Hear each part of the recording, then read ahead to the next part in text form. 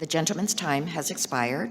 The chair now recognizes Ms. Plaskett for 5 minutes.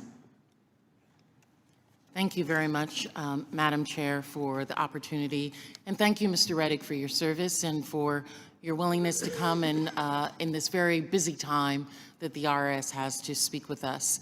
I wanted to ask a couple of questions, and I'm grateful to my colleagues who have discussed the backlog and some of the other issues.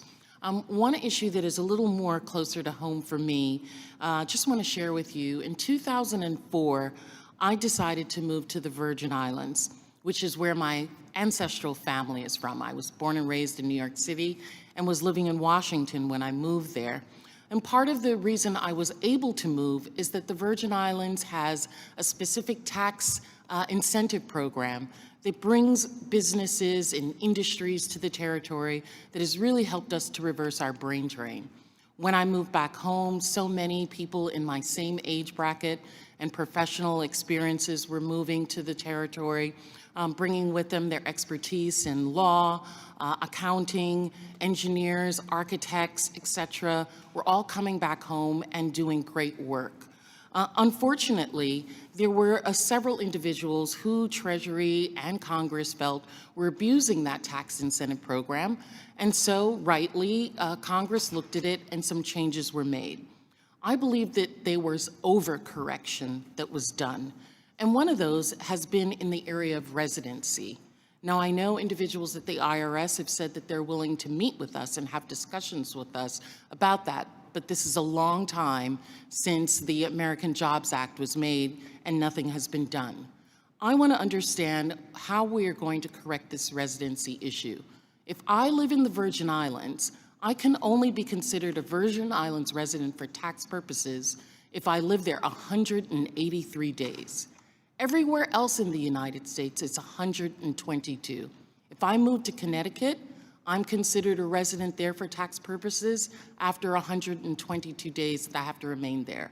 But being in the Virgin Islands, it creates a higher bar, which also bars individuals who can really support our economy to be able to reside there. No one in this global economy lives anywhere if they are doing real business for 183 days, except during the pandemic, when we were all forced to be at home with our husbands and wives and children and dogs. So I want to know what support you may be able to provide, and is the IRS looking at this? I would suggest that we meet. I'm very familiar with Virgin Islands residency issues, and I'm also familiar with California and U.S. residency issues. California is 183 days. There's a presumption if you've been in California more than 9 months. And but also on the federal side, you have the 3-year rolling average. You know, maybe working out some kind of thing with that. But ultimately, I have to say, I'm a tax administrator. Treasury does policy.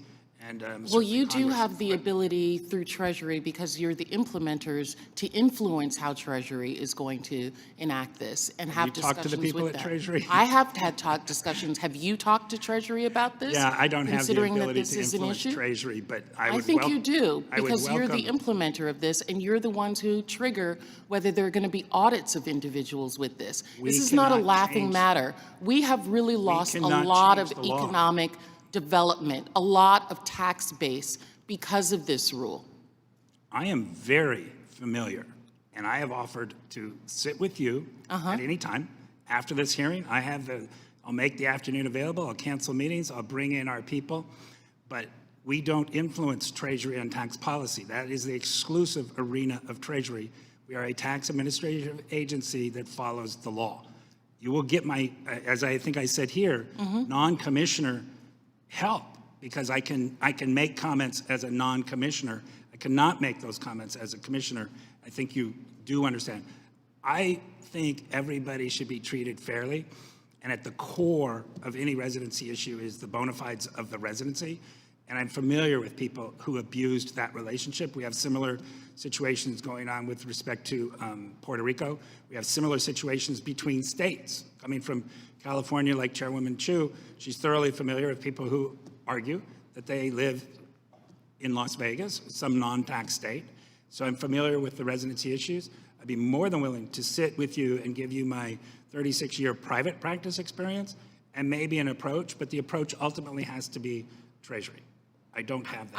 I understand who has authority over it, and I would pose to you that you do have more influence than you think. But thank you very much, and I'll take you up on the offer to sit down. Anytime. And Thank you. I think I you have yield my, back.